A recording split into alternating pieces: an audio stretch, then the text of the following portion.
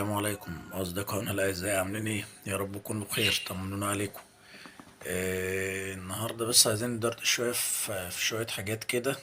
الواحد كان سمعها اليومين اللي فاتوا، يعني ما بعد فوز الأهلي على العين ما شاء الله، وبعد فوز الأهلي على سيراميكا والكلام ده كله. فاحنا بس عايزين نوضح شوية حاجات بسيطة خالص. الجزئية الأولى، وعايزين بس نعدل أفكارنا، يعني ليس أكتر والله. ده ما يقللناش يعني. الناس بتقول الاهلي كسب العين، طبيعي. الاهلي جامد جدا، طبيعي، ما شاء الله اكبر، يعني ولا حول ولا قوه الا بالله. بس يا اخوالنا، يا اخوالنا، ما هو الماتش ده بالذات يثبت لنا ان لما كل واحد فينا عمل شغله صح كلنا نجحنا. الجمهور عمل شغله صح نجحنا، اللجنه المنظمه عملت شغلها صح نجحنا، الاهلي عمل شغله صح من اول دقيقه لاخر دقيقه. ما شاء الله كان اداء عالي جدا. هنا ده اللي احنا بنقوله، ان الاهلي هو كبير العرب، كبير افريقيا.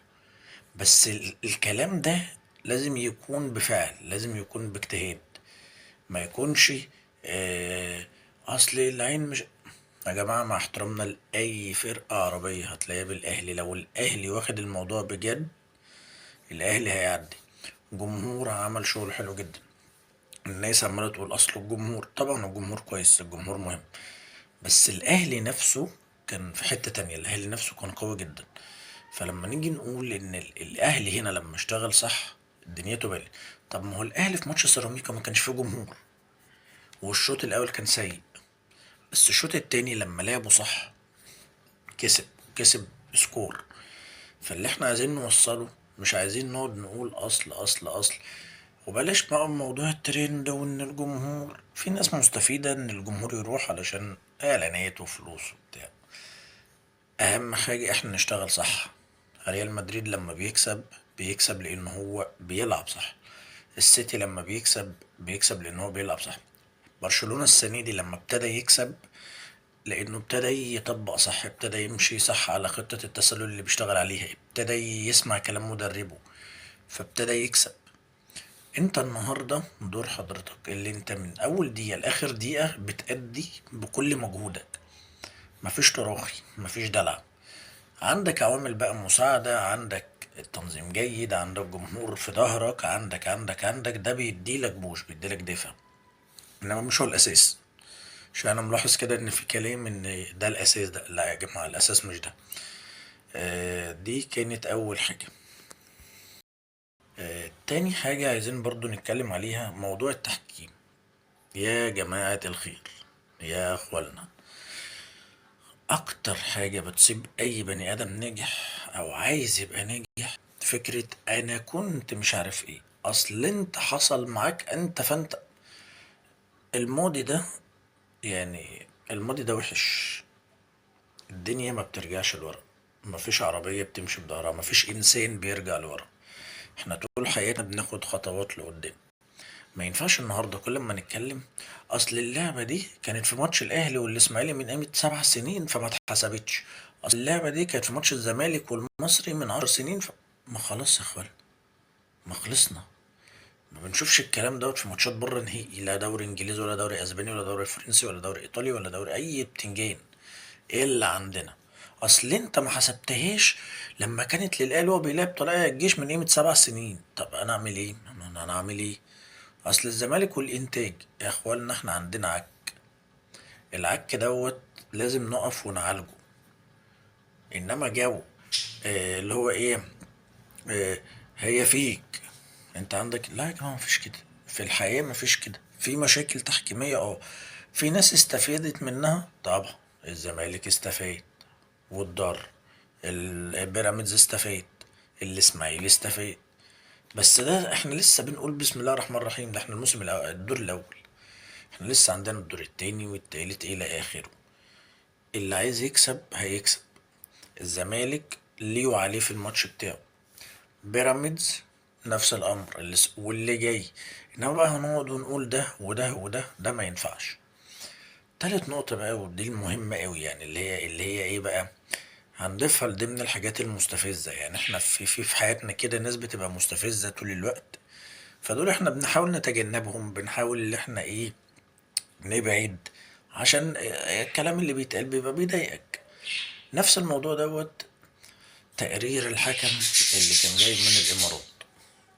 الراجل جاي بتقرير. فين يا عم التقرير؟ قال لك اصل أنا نسيته في الامارات.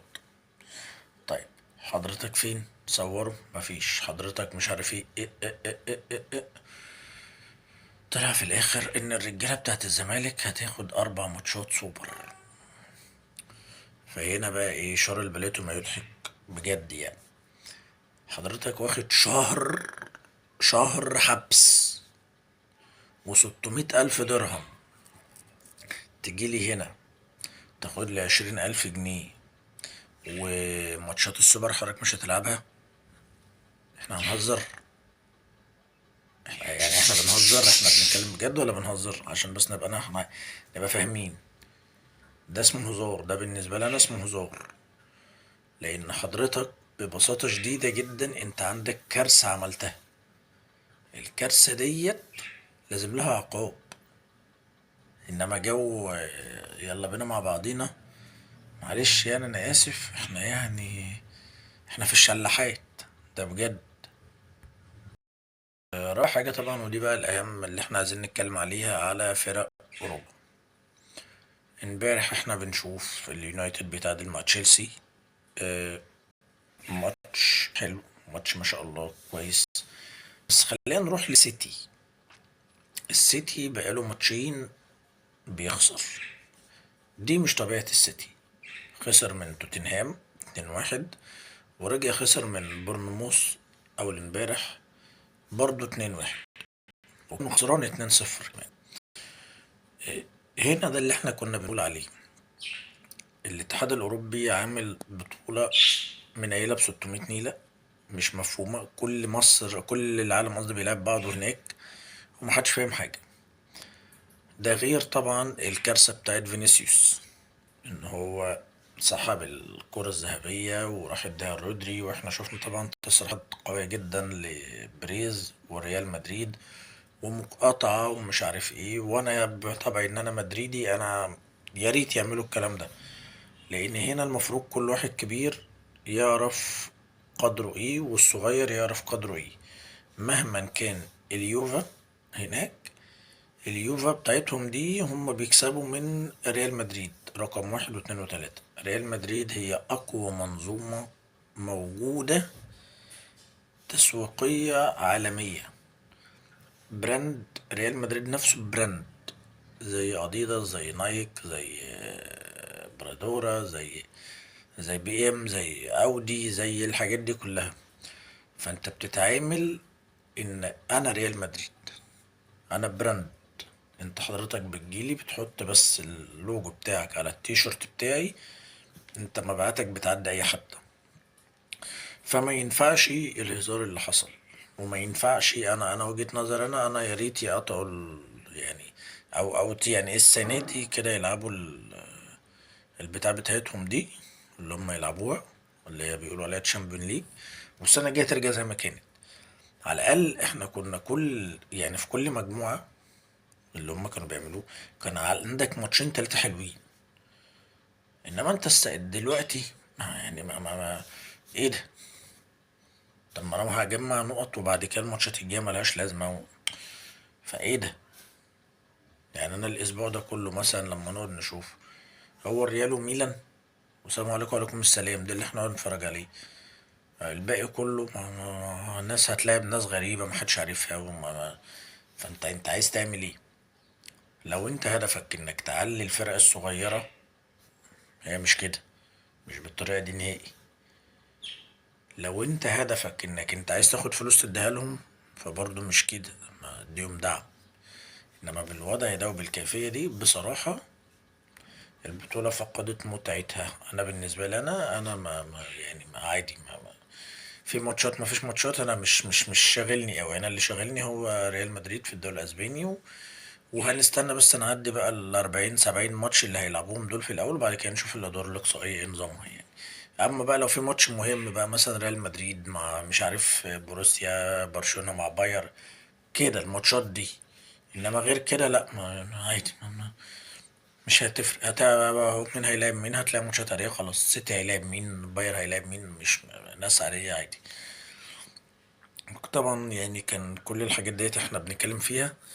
نرجع تاني لأهم حاجة عندنا في مصر، تطبيق اللوائح. يا اخوانا رجاء رجاء رجاء، تطبيق اللوائح. كان منظرنا وحش جدا في الامارات، وما ينفعش نتعامل كده، ومش احنا اللي نتعامل كده، سواء من الامارات او من غير الامارات. طبعا الامارات اخواتنا وعدت على خير، بس عيب في حقنا اللي احنا بنعمله في نفسينا، مش في حد تاني.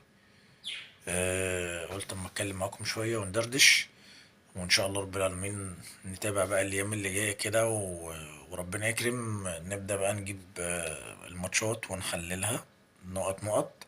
اخر حاجة اوسم ابو علي، الله اكبر عليك، تاتش وود يا معلم، نمسك الخشب. ما شاء الله، يا ما شاء الله، الله اكبر، انت معدي الدنيا كلها. صباح الفل.